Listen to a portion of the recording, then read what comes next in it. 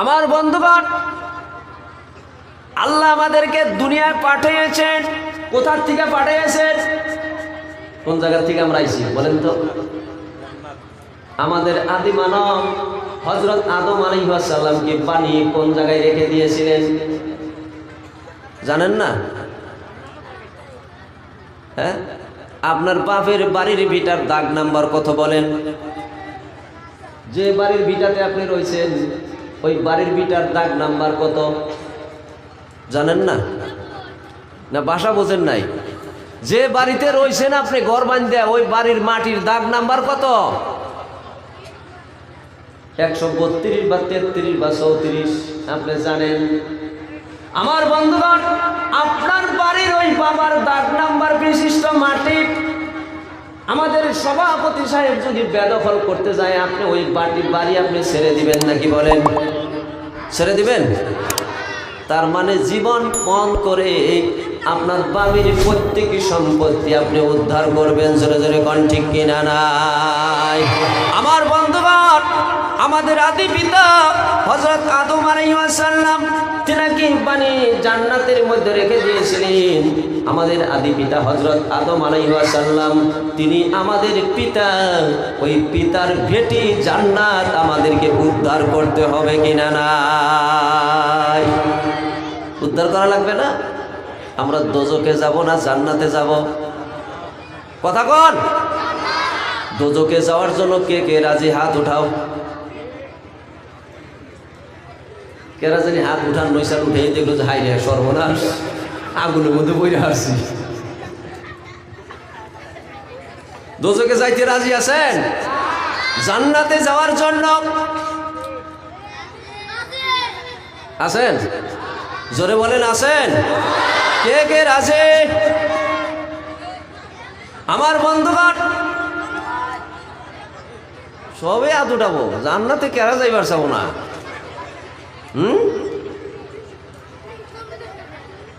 জান্নাতে যাওয়ার জন্য ইদ্রিস আলাইহিস সালাম যে চালাকি করছে বলবো, ঘটনা বলবো? হাত নামা, হাত নামা, হাত নামা। চালাকি করে কোন রকম যদি জান্নাতে যাওয়া যায়, জোরে কোন ঠিক না বেটি? আরে ভাই, এই যে মাটির দেহা, এই দেহা নিয়ে কেউ জান্নাতে যাইতে পারবে না, কিন্তু একজন মানুষ জান্নাতের মধ্যে গেছে, বলবো? হযরত ইদ্রিস আলাইহিস সালাম, নাম শুনেন নাই? আজরাইল আলাইহিস সালাম জান কবজ করে। আজরাইল আলাইহিস সালাম ফেরেশতা আজরাইল একদিন আল্লাহর কাছে বলেন, আল্লাহ আমার একটু শখ হয়, ইচ্ছা হয়। বলে কি ইচ্ছা তোমার?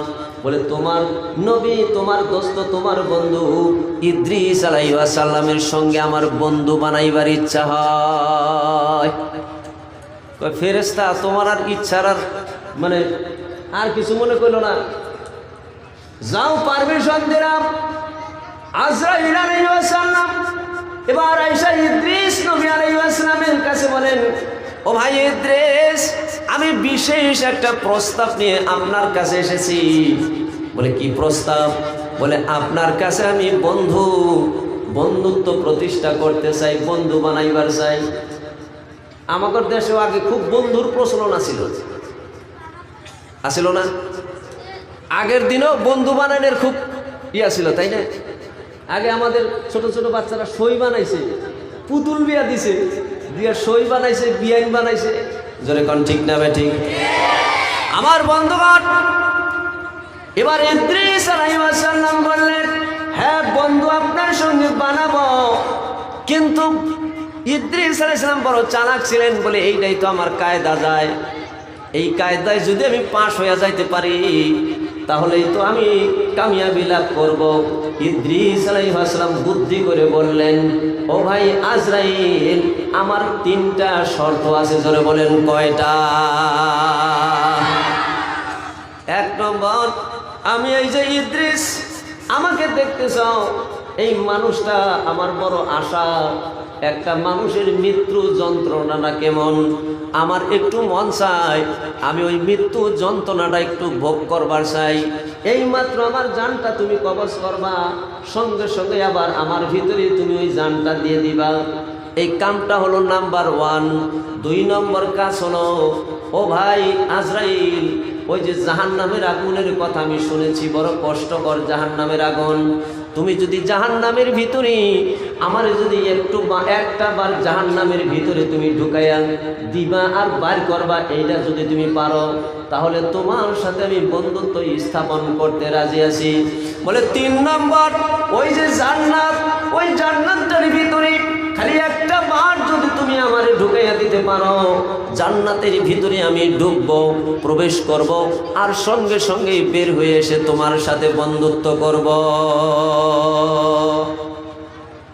আজরাইল আলাইহিস সালাম বলেন, এটা তো একটা মামুলি ব্যাপার, জান্নাত তো আমি তো কবজ করি। আজরাইল আলাইহিস সালাম হযরত ইদ্রিস আলাইহিস সালামের জান কবজ করলেন, আবার রূহটা আবার ইদ্রিস আলাইহিস সালামের ভিতরে দিয়ে দিলেন। 2 নম্বরে হযরত আজরাইল আলাইহিস সালাম ইদ্রিস নবী আলাইহিস সালামকে জাহান্নামের মধ্যে দিয়ে দিলেন, নিক্ষেপ করলেন, সঙ্গে সঙ্গে আবার জাহান্নাম থেকে উঠে আনলেন। এবার ইদ্রিস নবী কয়, 3 নম্বর শর্তটা তুমি পূরণ করো। 3 নম্বর শর্ত, জান্নাতের ভিতরে তুমি আমার একটু ঢুকাইয়া দাও। হযরতে আজরাইল আলাইহিস সালাম জান্নাতের ভিতরে ইদ্রিস আলাইহিস সালাম রে ঢুকাইয়া দিলেন। জোরে কন্যা একবার সুবহানাল্লাহ। জান্নাতের ভিতরে ঢুকাইয়া দিলেন এবং ইদ্রিস আলাইহিস সালাম জান্নাতের ভিতরে ঘুরতেছে। আজরাইল আলাইহিস সালাম জান্নাতের বাইরে দাঁড়ায় আছে, অপেক্ষা করতেছে ইদ্রিস আলাইহিস সালাম বাইর হয়ে আসবে আর তার সাথে আমি বন্ধুত্ব স্থাপন করব। 1 ঘন্টা যায় বাইর হয় না, 2 ঘন্টা যায় বাইর হয় না, 3 ঘন্টা যায় বাইর হয় না, 12 ঘন্টা যায় বাইর হয় না। এবার আজরাইল আলাইহিস সালাম জান্নাতের দরওয়াজা থেকে কয়, ও ভাই ইদ্রিস বাইর হও। কয় কোনে বাইর হবো? বাইরে বাইর হবা না। কয় আমি কি জান্নাতের ভিতরে ঢুকেছি বাহির হওয়ার জন্য নাকি? জান্নাতে কেউ ঢুকলে বাইর হবো? আজরাইল আলাইহিস সালাম কয়, আল্লাহর রাস্তায় মাফ করবেন, তাড়াতাড়ি বাইর হন। আমি আল্লাহর কাছে কি জবাব দিব বলে সেটা তোমার কথা, আমি জান্নাত থেকে বাহির হওয়ায় রাজি না। কি চালাক! আজরাইল আলাইহিস সালাম আল্লাহ পাকের কাছে গিয়ে বললেন, আল্লাহ, তোমার বান্দা তোমার নবী ইদ্রিস আমার সঙ্গে সিটিং বাজি করলো। বলে কি সিটিং বাজি করলো?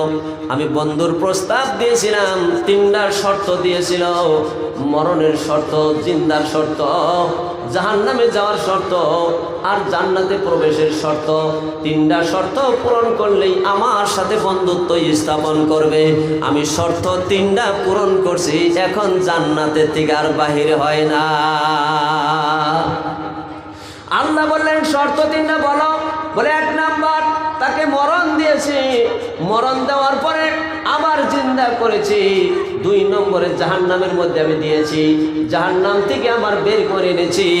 3 নম্বর জান্নাতের ভিতরে প্রবেশ করাইয়ে দিয়েছি। 3টা শর্ত পূরণ হইলে আমার সঙ্গে বন্ধুত্ব হবে। আল্লাহ বললেন, আমার নবী ইদ্রিস ধোঁকাবাজি তো করে নাই, কেননা আমার ওয়াদা আছে, একটা মানুষের একবার মরণ হইলে দ্বিতীয়বার আর কোনোদিন মরণ হবে না। কুল্লু নাফসিন যায়কাতুল মাউত, প্রত্যেক জীবের মরণ আসবে ঠিক, কিন্তু মরণটা একবারই, দ্বিতীয়বারই আর হবে না। আমার নবী ইদ্রিসের মরণ একবার হয়েছে, দ্বিতীয়বার আর মরণের কথা আসতে পারে না। 2 নম্বর, জাহান্নাম ভয়াবহ কঠিন জায়গা। আমার কোন বান্দা এবং বান্দিকে যদি আমি ওই জাহান্নামের ভিতরে প্রবেশ করাইয়া দেই আর ওই জাহান্নাম থেকে যদি কাউকে আমি বের করে দেই, দ্বিতীয়বার আর কখনোই ওই জাহান্নামের মধ্যে আমি ঢুকাই না। আমার নবী ইদ্রিস জাহান্নাম খেটে আসে, দ্বিতীয়বার আর ওই জাহান্নামের মধ্যে যাওয়ার প্রশ্ন আসে না। 3 নম্বর, জান্নাতের ভিতরে কোন মানুষ যদি প্রবেশ করে, খালিদিনা ফিহা আবাদা, আল্লাহ বললেন জান্নাতের ভিতরে কোনো মানুষ যদি প্রবেশ করে, সেই জান্নাতের ভিতরে আবাদান আবাদান চিরদিন অনন্ত অনাদিকাল পর্যন্ত জান্নাতে থাকবে। আমার নবী ইদ্রিস জান্নাতের ভিতরে প্রবেশ করেছে, আর কোনো দিন জান্নাত থেকে বের হওয়ার প্রয়োজন নাই। জোরে জোরে কান সুবহানাল্লাহ। অসুবিধা হইতেছেন কি আমার বন্ধুগণ? সেই জান্নাতে আমরা যাইতে রাজি কিনা নাই? ওয়াজ মনে আছে তো? জান্নাতে যদি আমরা যেতে চাই আমার বন্ধুগণ, আল্লাহ রব্বুল ইজ্জাতুল জালাল দুইটা গুণ আমাদের মধ্যে আনতে বলেছেন। জোরে বলেন কয়টা? কথা বলেন। দুইটা গুণ আনতে বলেছেন। আল্লাহ বলেছেন ওয়া আম্মা মান খাফা মাকামা রাব্বিহি ওয়া নাহান নাফসা আনিল হাওয়া ফাইন্নাল জান্নাতা হিয়াল মাওয়া।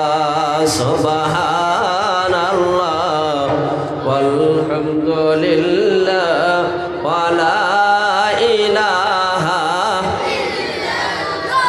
সুবহানাল্লাহ ওয়ালহামদুলিল্লাহ।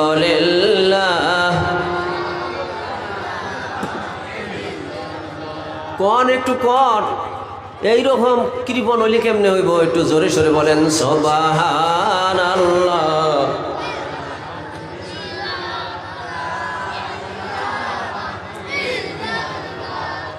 সুবহানাল্লাহ ওয়ালহামদুলিল্লাহ ওয়া লা ইলাহা ইল্লাল্লাহ।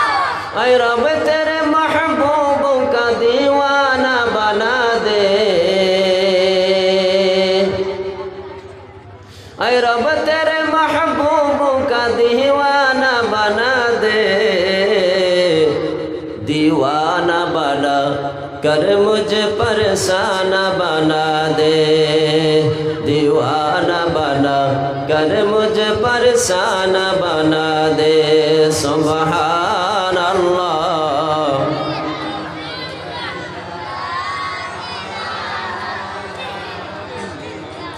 সুবহানাল্লাহ আলহামদুলিল্লাহ। মোবাইল দেখো আপনার। সুবহানাল্লাহ আলহামদুলিল্লাহ ওয়া লা ইলাহা। আমার বন্ধুগণ, আল্লাহ বলেছেন বান্দা হে আমার, দুইটা গুণ যদি তোমার জিন্দেগিতে প্রতিষ্ঠা করতে পারো, আল্লাহ ওয়াদা দিচ্ছেন। আল্লাহ বলেন আমি ওয়াদা দিলাম তোমার জন্য ওই জান্নাত আমি দান করে দিব। বলুন সুবহানাল্লাহ। নাম্বার 1 আল্লাহ বলেছেন ওয়া আম্মা মান খাফা মাকামা রাব্বিহি, যেই সকল মানুষ আমি আল্লাহর কাছে আসতে হবে, এই ভয় যাদের দিলের ভিতরে প্রতিষ্ঠা করতে পেরেছে, ওয়া নাহান নাফসা আনিল হাওয়া, আর নিজের নফসকে বিসর্জন দিতে পেরেছে, ফাইন্নাল জান্নাতা হিয়াল মাওয়া, তাদের জন্য আমি আল্লাহ জান্নাত দান করে দিব। বলুন সুবহানাল্লাহ। এক নম্বরে আল্লাহ পাকের ভয় যাদের দিলের ভিতরে প্রতিষ্ঠা করতে পেরেছে, আল্লাহর কাছে হাজিরা দিতে হবে, হিসাব দিতে হবে। আল্লাহর ভয় আমাদের মধ্যে আছে না নাই? জোরে কোন। আল্লাহর কাছে হিসাব দেওয়া লাগবে, এই ভয় আমাদের দিলের মধ্যে আছে কিনা নাই? আল্লাহরে আমরা মানি না নাই? জোরে কোন। আল্লাহরে আমরা ভয় করি না নাই? আল্লাহরে আমরা মানি না নাই? আল্লাহরে আমরা ভয় করি? জোরে বলেন ভয় করি।